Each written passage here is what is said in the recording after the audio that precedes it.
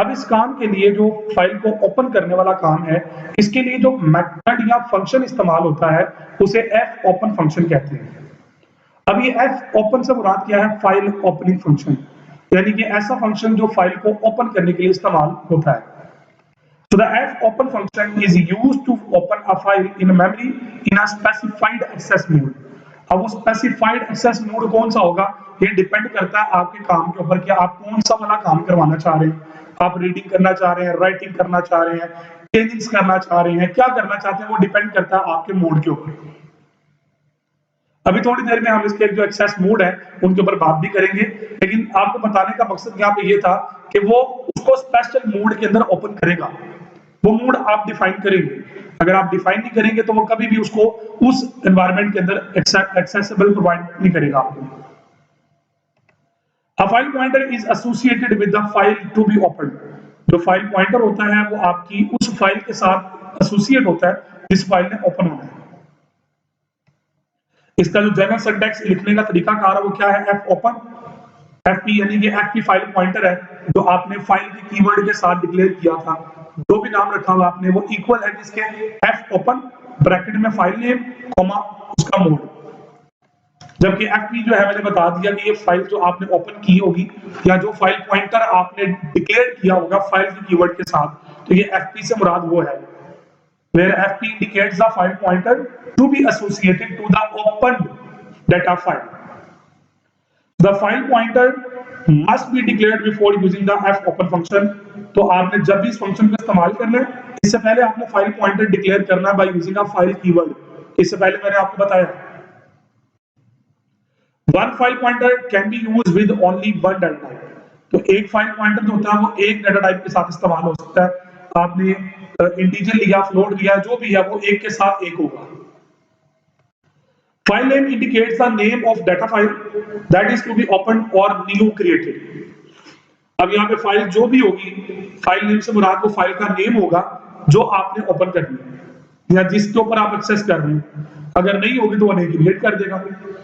लेकिन यहाँ पे याद रखिएगा कि क्रिएट करने के मामले में वो समटाइम क्रिएट नहीं करता। वो क्यों क्रिएट नहीं करता, उस पोर्शन में जब हम आते हैं तो फिर इंशाल्लाह बात करेंगे कि ऐसे कौन कौन से पॉइंट्स हैं जहां पे वो फाइल को ओपन नहीं करेगा या क्रिएट नहीं करेगा। अगर आपकी फाइल पहले से मौजूद नहीं होगी तो वो उसको ओपन नहीं कर पाएगा। It may be a string constant और अ स्ट्रिंग वेरिएबल। वो स्ट्रिंग कांस्टेंट या स्ट्रिंग वेरिएबल भी हो सकता है। वेरिएबल से मुराद ये है कि आपने अपनी फाइल का नाम किसी वेरिएबल में स्टोर किया होगा, उस वेरिएबल को भी आप एज ए फाइल नेम पास कर सकते हैं। So the string constant is enclosed in double quotes. जो string constant होगा वो डबल कोट्स में लिखा जाएगा। So ये उसका एक तरीकाकार है जिसके अंदर आप लिखते हैं अपने fopen फंक्शन को। So mode indicates the opening mode of the file. इसमें जब तीसरी चीज जो मोड थी वो बता रहा होता है कि जनाब फाइल किस मोड में ओपन होनी है। और वो मोड कई तरह के हैं, वो उनके हम बात कर लेते हैं। फाइल ओपनिंग जो मोड्स है वो कौन कौन से हैं? A data file can be opened in C to perform the various operation. अब एक डाटा फाइल जो आप सी लैंग्वेज में ओपन करते हैं प्रोग्राम के अंदर, तो वो सिर्फ एक काम के लिए नहीं होती, कई कामों के लिए इस्तेमाल होती है file. These operations may include reading, writing और appending. Appending को बेसिकली हम एडिटिंग के सेंस में लेके आते हैं। The opening mode of a file indicates the type of operation to be performed on the data file. Basically आपने उसको किस तरह के मोड में ओपन करना है, आप करना क्या चाहते हैं फाइल के साथ। बेसिकली जो मोड है उससे मुराद क्या है, आप फाइल के साथ करना क्या चाह रहे हैं। Different codes are used for opening mode. अब मुख्तलिफ कोड है, वो कौन कौन से हैं उनकी हम बात कर लेते हैं। पहले नंबर पे आता है आर। ये जो आर है ना, ये स्पेसिफाइड करता है रीडिंग मोड को। जब भी आपने फाइल को ओपन करना है रीड करने के लिए तो आप आर यूज करेंगे। So the file is opened in this mode for reading data from the file. तो ये वाला जो कोड वर्ड होगा ना आर, ये हमेशा फाइल को रीड के मोड में ओपन करेगा कि आप, इसका मतलब ये होगा कि आप रीड करना चाह रहे हैं, आप डेटा फाइल से कुछ पढ़ना चाहते हैं। Data cannot be written or modified in a file in this mode. अगर आप आर वाले मोड में है तो आप कभी भी फाइल के ऊपर लिख नहीं सकते, ना ही चेंजिंग कर सकते हैं, आप सिर्फ रीड कर सकते हैं। This mode can be use if the file already exist on the disk. और ये मोड तब इस्तेमाल होगा जब फाइल पहले से मौजूद होगी। अगर फाइल पहले से मौजूद नहीं होगी तो यहाँ पे ये एरर देगा, क्योंकि देखें ना, रीडिंग करने के लिए फाइल का होना जरूरी है। फाइल ही मौजूद नहीं है तो वो रीड किसको करेगा। नंबर 2 में हमारे पास जो ऑपरेशन है वो है W, and W specifies the writing mode. अब जिस तरह R जो है वो रीड करने के लिए इस्तेमाल होता है, जो W है वो राइट करने के लिए इस्तेमाल होता है।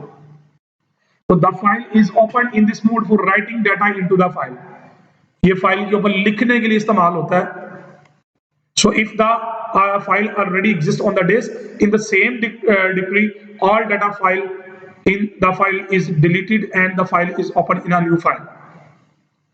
अगर आपके पास जो है फाइल पहले से एग्जिस्ट करती है सेम उसी फोल्डर के अंदर, तो जो भी डाटा उस फाइल के ऊपर लिखा होगा वो डिलीट कर दिया जाएगा और नई फाइल नया फाइल के ऊपर डाटा किया जाएगा, ओपन किया जाएगा। And the file is open as new file, और फाइल आपकी बिल्कुल जीरो के मोड के स्टार्ट की जाएगी। यानी कि रूल क्या है कि जब भी आपने लिखना है ना, तो एक नई फाइल पे वो लिखेगा, उसमें पहले से जो पढ़ा होगा वो रिमूव हो जाएगा, अगर नहीं पढ़ा होगा तो वो बना देगा फाइल।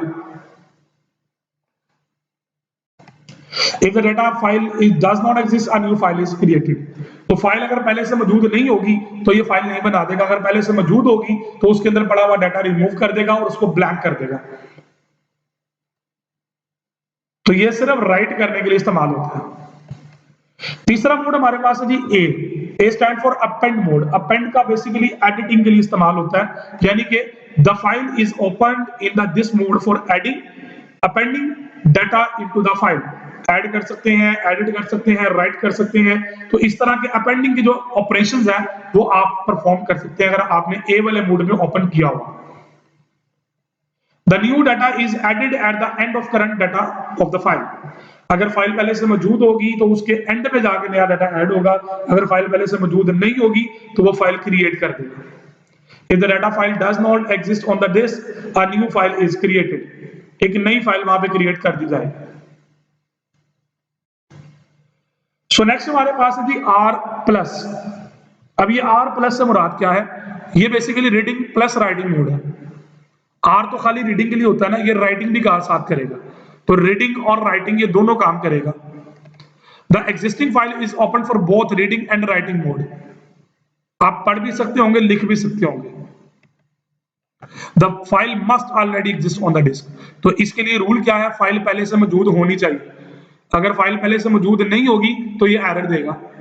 इस मोड में ओपन करने के लिए फाइल का पहले से मौजूद होना बहुत ही जरूरी है। इसी तरह नेक्स्ट हमारे पास कोड है W+, specifies the reading and writing mode. अब ये भी काम वही करता है जो R का है, लेकिन वो स्पेसिफिकेशंस है। वो स्पेसिफिकेशन क्या चेंज होगी, the new file is open for both reading and writing data. एक नई फाइल ओपन होगी। If the already exist then its contents are overwritten. वही बात कि अगर W वाला कोड वर्ड जो है वो फाइल को ओवरराइट करता है, जो पहले से लिखा होगा उसको डिलीट करेगा, नया कंटेंट ऐड करेगा। इसी तरह हमारे पास A+ का मोड है, ये रीडिंग अपेंडिंग मोड अफाइन करता है। तो रीडिंग अपेंडिंग मोड से मुराद क्या है, the existing file is open for both reading and appending data. If the file does not exist, a new file is created for both reading and writing data. दोनों तरह के environment में ये काम करेगा, नई फाइल क्रिएट करेगा। अब इस तरह आपके पास डिफरेंट जो है वो 6 तरह के डिफरेंट ऑपरेशंस हैं। R only for reading, W only for writing, A for appending mode, R+ reading plus writing, W+ reading plus writing और A+ reading plus amending। तो इस तरह के 6 ऑपरेशंस मोड है जो आप C लैंग्वेज के अंदर आप जब फाइल हैंडलिंग करते हैं तो आप इनमें 6 में से अपनी मर्जी का कोई एक भी जरूरत के मुताबिक आप यूज कर सकते हैं। तो डेफिनेटली एक बात याद रखिएगा कि जो आप फाइल ओपन करते हैं, it's your responsibility to close that file. ये प्रोग्रामर की रिस्पॉन्सिबिलिटी होती है कि कोई भी फाइल यूजर अगर ओपन करेगा, प्रोग्रामर ओपन करेगा, तो ये प्रोग्रामर की जिम्मेदारी इसको बंद करे। तो फॉर एग्जाम्पल वो बंद करना भूल गया तो क्या होगा, फाइल मेमोरी में ओपन हुई है, कोई दूसरा प्रोग्राम जब उस फाइल को एक्सेस करने की कोशिश करेगा ना, तो वो उसको एक्सेस नहीं देगा। क्यों? वो कहेगा भाई ये फाइल मेमोरी में ऑलरेडी ओपन हुई हुई है, कहीं भी आपने इसको क्लोज नहीं किया था। तो जब तक वो क्लोज नहीं होगी, वो एक्सेसिबल मोड में कैसे आएगी? ये ऐसे ही है कि एक बंदे को आप इस्तेमाल करना चाहते हैं काम के लिए, लेकिन वो बंदा बिजी है, पहले से कहीं भी मौजूद ही नहीं है। मौजूद होगा तो आप उसको यूटिलाइज करिए ना, तो वो यूटिलाइज होने के काबिल नहीं है, क्योंकि वो कहीं बिजी है। तो हमेशा जो फाइल आप ओपन करेंगे, उसको क्लोज भी करना आपकी जिम्मेदारी है। तो क्लोजिंग ऑफ फाइल से मुराद क्या है? फाइल को क्लोज करना। अब आफ्टर परफॉर्मिंग इनपुट और output operation on data file, it should be closed from memory. एक बार जब आप डाटा उसके ऊपर परफॉर्म कर लेते हैं, वो आप इनपुट है या आउटपुट जो भी आपने ऑपरेशन परफॉर्म किया, उसके बाद आपको फाइल क्लोज करना पड़ेगा। आप नहीं करेंगे तो नुकसान मैंने बता दिए क्या क्या नुकसान हो सकता है। In this way, the memory occupied by data file can be used by the system for other purposes. अच्छा, एक नुकसान ये भी उसका होगा कि वो मेमोरी मशीन के अंदर किसी और काम के लिए इस्तेमाल नहीं हो सकती होगी। तो अगर आप इसी तरह फाइलें खोलते जाएंगे तो मेमोरी लिमिटेड होती है। मेमोरी लीकेज का कॉन्सेप्ट भी आ सकता है यहाँ पे। So the fclose function is used to close a data file opened by the fopen function. तो अब इसी तरह fopen जो फंक्शन है वो ओपन के लिए इस्तेमाल होता है, तो fclose जो है बेसिकली फाइल क्लोज करने के लिए इस्तेमाल होता है। इसका जनरल सिंटैक्स आपके सामने है जी, fclose आगे फाइल पॉइंटर fp। अब यहाँ पे भी fp से मुराद वही फाइल पॉइंटर है जो आप fopen में प्रोवाइड करते हैं। So when where fp indicates the file pointer associated with the file that is to be closed, इस फाइल को क्लोज करना है, उससे जुड़ा हुआ एक पॉइंटर है। The use of fclose function to close a file is optional. नहीं करते प्रोग्राम चल जाएगा, कहीं पे वो एरर नहीं देगा कि जी आपने फाइल को बंद नहीं किया। नो, प्रोग्राम चलेगा, लेकिन लॉजिकली इसका एक ड्रॉबैक होगा, वो मैंने आपको बता दिया। So if an open file is not closed using fclose function, then operating system automatically close the file when program is terminated. लेकिन आपने इस बात को ज़हन से निकालना नहीं है कि फाइलें बाज़ औक़ात ऑपरेटिंग सिस्टम क्लोज नहीं करता, लेकिन यहाँ पे खुशखबरी मैंने आपको बता दी कि ज़हनी तौर पे आप रिलैक्स रहें कि ऑपरेटिंग सिस्टम उसको क्लोज कर देता है, लेकिन हर दफा नहीं करता। समटाइम लॉजिकल बग्स आ जाते हैं, सो बी केयरफुल। सो आज के लेक्चर में हमने जो चीजें सीखी हैं वो बड़ी इंपॉर्टेंट थी।